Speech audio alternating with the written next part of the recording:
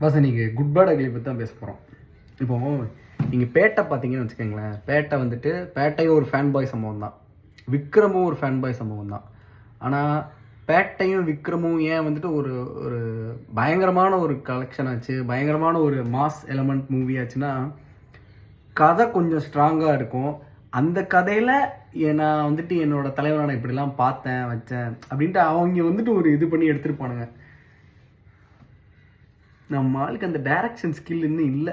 ஆதிக்கு இன்னும் கொஞ்சம் எஃபர்ட் எடுக்கணும். இதெல்லாம் பழைய படத்தில் இருந்து அஜித்தோட பழைய படத்தை வச்சுட்டு இன்னும் தூக்கி வச்சுக்கிட்டு அதில் இருக்கிற சீனு இவர் எதுவுமே யோசிக்கல. அஜித்தோட பழைய படத்தை அப்படியே தூக்கிட்டு வந்தீங்கன்னு வச்சுக்கிட்டு அவர் எது என்னமோ யோசித்து வச்சு எடுத்து வச்சிருக்காரு. பார்க்கலாம், ஒரு திருப்பு பார்க்கலான்னு நினைக்கிறேன். ஏன்னா நான் அஜித்தோட பயங்கரமான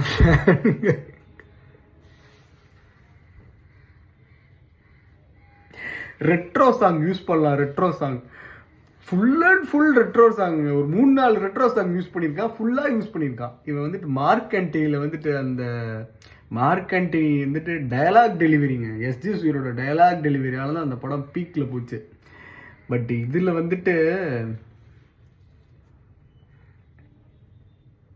ஜிவி பிரகாஷ் இருக்கார்லாங்க. ஜிவி பிரகாஷ் வந்துட்டு நல்ல ஒரு மியூசிக் டைரக்டர், அவர் சூப்பர் மியூசிஷியன் அவர். ஆனால் அவர் வந்துட்டு அவருக்கு நீங்கள் நல்ல ஒரு சோல்ஃபுல்லான ஒரு ஸ்டோரி, ஒரு நல்ல ஒரு அந்த கதைக்கு உயிர் கொடுக்குற ஒரு ஸ்டோரி கொண்டு போனீங்கன்னு வச்சுக்கோங்க, ஒரு நல்ல மெலோடி போட்டு கொடுப்பாரு. இப்போ அசுரனில் வர கதை நல்லா ஸ்ட்ராங்காக இருந்துச்சுன்னா அந்த கதைக்கேற்ற மாதிரி உயிர் கொடுக்குற மாதிரி ஒரு தீம் போடுவார், நல்ல ஒரு பிஜிஎம் போடுவார், நல்ல ஒரு மியூசிக் போடுவார்.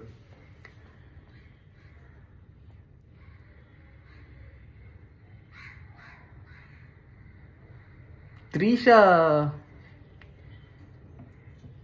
தொட்டு தொட்டு பேசும் சுல்தானா பாட்டுக்கு சிம்ரன் எப்படி ஆடி இருப்பாங்க? அட்லீஸ்ட் அவங்களே அந்த பாட்டுக்கு ஆட விட்டுருக்கலாங்க. அதை விட்டுட்டு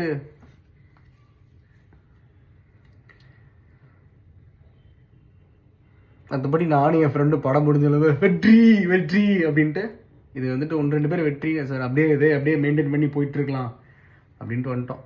பட் ஓகேங்க, பார்க்கலாம். ஒரு மேஷப் மூவி மாதிரி இருந்துச்சு. அஜித்தோட 63 மூவியில் இதில் ஒரு ஃபார்முலா வரும்ல, A+B = C அப்படின்னு இந்த படத்தை ஒரு ஃபார்முலா வச்சுருப்பாங்க, ஒரு ஒரு ஒரு டைலாக் வச்சுருப்பானுங்க. இது அப்படிலாம் இல்லை, மொத்த அஜித்தோட கெரியர் மூவியும் எடுத்து equal to good bad ugly அப்படி தான் தலைவன் ஆதிக்கு எடுத்து வச்சுருக்காப்புல. நான் என்ன சொல்கிறேன், அஜித் சார் வந்து எப்படி படம் பண்ணால் நல்லாயிருக்குன்னா, ஃபுல் அண்ட் ஃபுல் இறங்கி அடிக்கிற மாதிரி ஒரு ராவான ஒரு ரக்கடான ஒரு வில்லனாக வந்துட்டாருன்னு வச்சுக்கோங்க. அவரை வந்துட்டு விட்டுருங்க. அப்படி நடிக்கன்னு வந்தாச்சுன்னா இனிமேல் வந்துட்டு குட் இமேஜ் பேட் இமேஜ்லாம் பார்க்கக்கூடாது. நடிக்க தானேயா போகிறோம், நம்ம எப்படி நடித்தா என்ன, நடிச்சுட்டு போகிறோம் பாட்டு.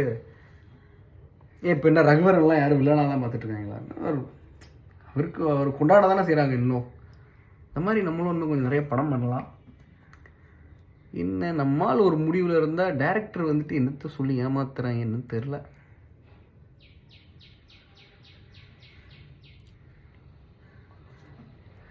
இப்போ விடாமுயற்சி முடிஞ்சோன்னா என்ன சொன்னோம், குட் பேட் அக்லி அப்படின்னு சொல்லிட்டு நாங்கள் வந்தோம். இப்போ இதுக்கப்புறம் என்ன சொல்கிறதுன்னு தெரில. அனௌன்ஸ்மெண்ட்டும் ஒன்றும் இல்லை.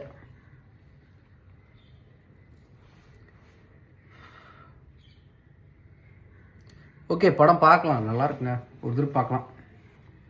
ஃபன் பண்ணிட்டு வரலாம் ஃப்ரெண்ட்ஸோட போனீங்கன்னா.